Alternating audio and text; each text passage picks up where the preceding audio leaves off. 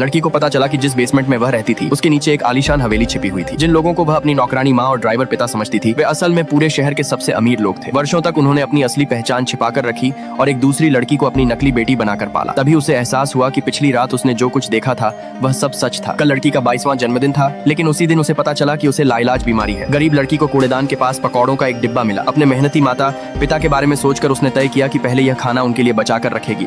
लेकिन जैसे ही वह मुड़ी उसके सामने एक लग्जरी कार आकर रुकी। उसमें से उतरने वाले लोग उसके वही माता पिता थे जो हमेशा गरीब होने का नाटक करते थे। उनकी गोद ली हुई बेटी उन्हें सिर्फ इसलिए मम्मी पापा कह रही थी क्योंकि उन्होंने उसे लाखों रुपए का हीरे का हार दिया था। यह सच देखकर लड़की पूरी तरह टूट गई। उसे याद आया कि वह अपनी पढ़ाई की फीस जमा करने के लिए बोतलें इकट्ठा करती थी। कपड़े फट जाते थे, सहपाठी उसका मजाक उड़ाते थे, लेकिन उसके माता पिता हमेशा कहते थे कि उनका परिवार बहुत गरीब है। अगले दिन उसकी माँ उसके लिए केकड़े की टांगों का एक डिब्बा लेकर आई। उसने कहा कि यह उसे एक अमीर परिवार से मिला है। उसके पिता ने भी कहा कि तनख्वाह मिलने के बाद उन्होंने उसके लिए टॉफियां और बिस्कुट खरीदे हैं। लेकिन लड़की जानती थी कि यह सब उनकी गोद ली हुई बेटी के बचे हुए खाने और सामान थे। लड़की ने अपने माता पिता से पूछा, आपकी असली बेटी आखिर है कौन? यह सुनते ही दोनों घबरा गए, लेकिन उसकी माँ ने तुरंत बात संभालते हुए कहा कि वे उसे कभी अमीरों जैसी जिंदगी नहीं दे पाए। उसी समय लड़की ने कहा कि उसे नया कंप्यूटर चाहिए क्योंकि उसका पुराना कंप्यूटर अब बिल्कुल काम नहीं कर रहा था। उसकी माँ ने बहाना बनाया कि उन पर अभी भी बहुत कर्ज है। उसके पिता ने कहा कि चलो तुम्हें फिल्म दिखाने ले चलते हैं। लड़की को लगा कि शायद उसके माता पिता अब भी उसकी परवाह करते हैं, लेकिन तभी उनकी गोद ली हुई बेटी का संदेश आया। दोनों ने झूठ बोला कि उन्हें काम से बाहर जाना है और तुरंत वहाँ से चले गए। लड़की चुपचाप उनके पीछे पीछे गई